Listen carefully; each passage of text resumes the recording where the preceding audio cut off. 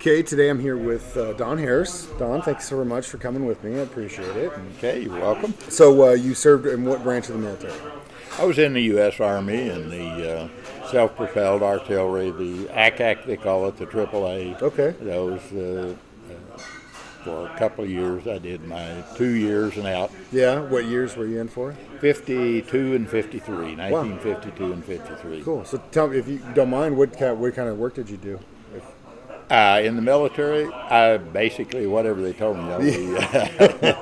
We had basic training down in Fort Bliss, Texas, and then they sent us to Korea. We spent like a year and a half in Korea. Yeah. Came home and got discharged. So That was it. all the time I spent in the military was overseas. Yeah, in Korea. Yep. I think you're probably the first guy I've taken out to lunch that was in Korea. Oh, really? Mainly, yeah. It's mainly been Vietnam or above. I haven't had a World War II veteran or a Korean, as far as I know. The furthest back I think I remember was a guy who was an MP, and he went to Nam.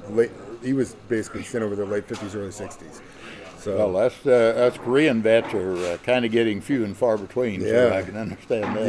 yeah. Anything you would like to share about some of your experiences in Korea?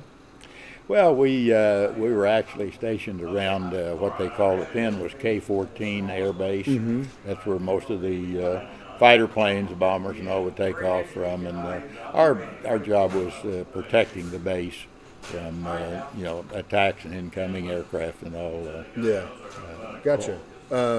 It's been brought up, and it wasn't by me. Someone else brought it up about seeing the movie MASH in theaters and how it upset them because they thought it was he'd just gotten back from Vietnam. He's like, you're making light of it, and it upset him. And I can see his point very, very clearly. What do you think about it? I've watched MASH. I was never upset by it. Yeah. But, it was always kind of it was an enjoyable type show. Uh-huh.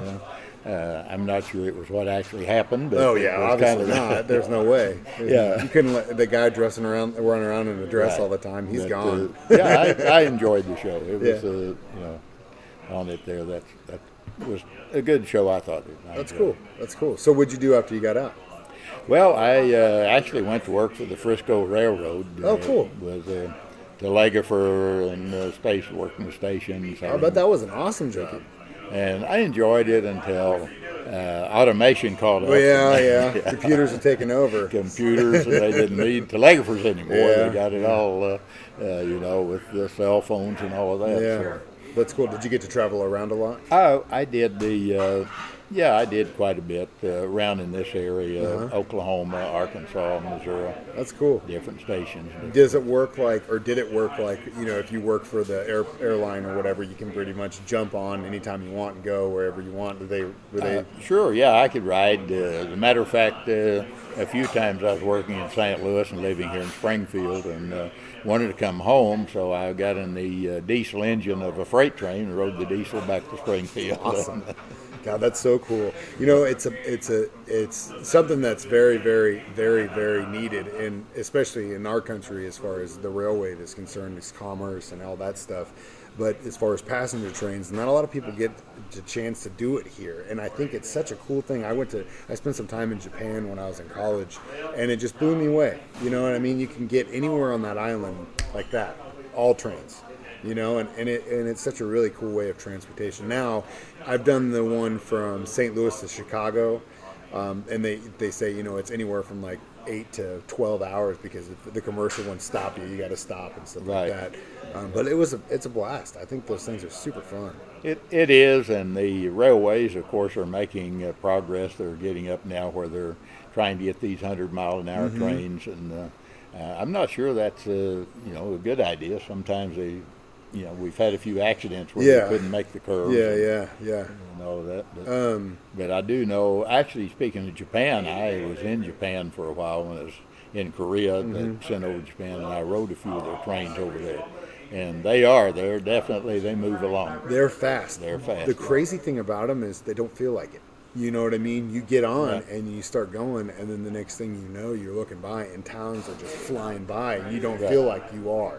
It's crazy. Yeah. But they run with such efficiency I think it's like 90% of the time they're no more than 1 or 2 minutes late to their destination all year long. It's crazy.